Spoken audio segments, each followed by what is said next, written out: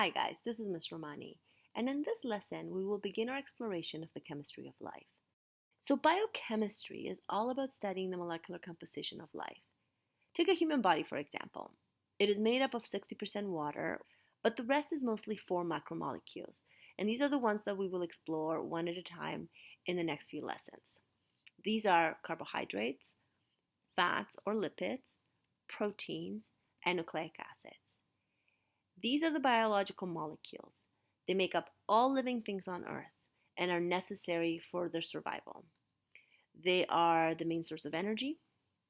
They are the means of storing that energy. They make up our body parts. And they are also the instructions that all organisms use to make those body parts and which are then passed on to future generations. When we look at the structure of these four molecules of life, we will notice that they all are carbon-based molecules. The skeletons of the biological molecules are made up of carbon atoms covalently bonded into large stable chains.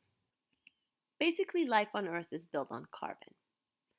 But what does that mean? What makes carbon so special? What makes it the backbone of biochemistry?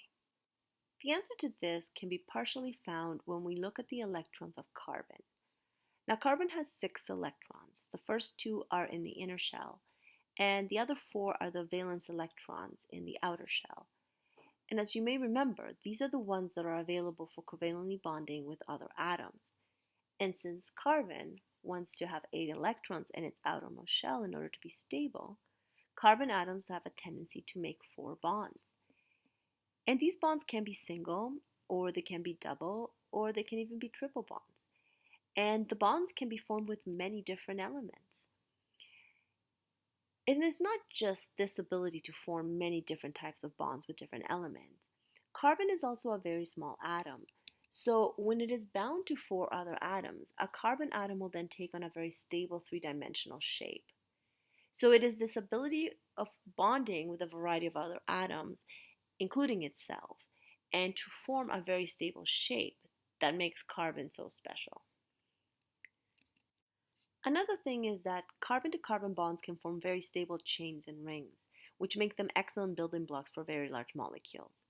So any molecule whose basic shape is made up of carbon and hydrogen is called an organic molecule. And since life on Earth is made up of these organic molecules, we call it carbon-based. But is it possible that there's life that is not carbon-based? Well, if it is, we certainly have not found any. The carbon chains that form the backbone of organic molecules are called hydrocarbons. They are kind of a skeleton of these molecules and are made mostly of carbons bonded to other carbons and bonded to hydrogen. And attached to these hydrocarbon skeletons, we will find what we call functional groups. And these are small chemical groups like this OH right here. The hydrocarbon skeleton gives the biological molecules their general 3-dimensional shape, but it is actually the functional groups that participate in the chemical reactions and make the biological molecules unique and special. There are 6 functional groups that are of particular importance in biological molecules. This is a functional group called hydroxyl, and this functional group is the reason why sugar dissolves in a cup of coffee. Now this molecule here is one of the building blocks of fats, and it is called a fatty acid. It is acidic because it has a functional group called carboxyl that is acidic in nature. So here's an amino acid. It has a carboxyl group, but amino acids also have an amino group, which is a weak base. Finally, this is a nucleotide, the building blocks of DNA. Nucleotides contain a phosphate group. A phosphate group is a negatively charged ion that consists of 1 phosphorus atom surrounded by 4 oxygen atoms. And it is easy to recognize because it is the only functional group that contains phosphorus in it. When we explore biochemistry in the next section, you will see how these functional groups play a role in the structure of the macromolecules of life, the 4 main macromolecules of life, which are carbohydrates, lipids, proteins, and nucleic acids. And one of the first things that we will discover actually about these macromolecules is how they are built or put together. Most biological molecules are very large and are built by assembling smaller molecules called monomers into these larger molecules, which we actually call polymers. Polymers are basically these large molecules that are made up of many monomers, often in a repeating pattern, and they are put together by a process called polymerization. And the process of polymerization happens via a type of chemical reaction called dehydration synthesis, although some texts would actually call them condensation reactions.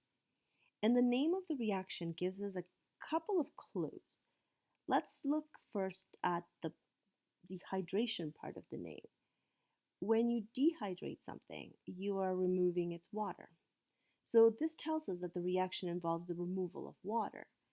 And synthesis means to build or to put together. So a dehydration synthesis reaction is one that removes water to form bonds between molecules in order to build a larger molecule from the smaller molecules that make it up. Like all chemical reactions in the body, the reaction is actually helped or catalyzed by an enzyme.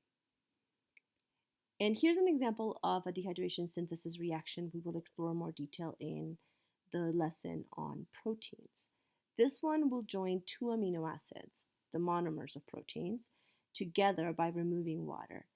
And remember that the functional groups of the molecules are the ones that are involved in the chemical reaction.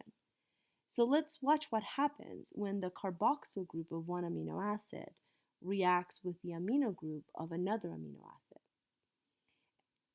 The enzyme removes the hydroxide group from the carboxyl group and one hydrogen from the amino group to form water, and then forms the bond. Now, the opposite reaction is also extremely important in living things. So as much as we can build large molecules to, say, build new cells and body parts, we also need to be able to break apart larger molecules, like, for example, during digestion. So to do this, we use the chemical reaction called hydrolysis, which means adding water to break something. In this case, to break a bond.